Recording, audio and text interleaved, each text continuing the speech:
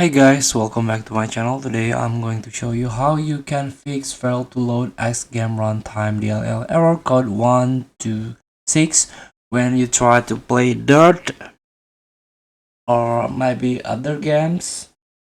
You encounter this problem, this error, fail to load X game runtime. To fix it, you can try to uninstall and reinstall gaming service.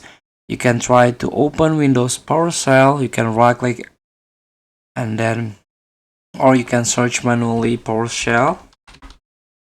Here you can run as administrator Windows PowerShell and try to copy this command. Thanks to howtoconnect.com, you can access this to copy this command line and then copy paste the following three commands in Windows PowerShell and hit enter after each.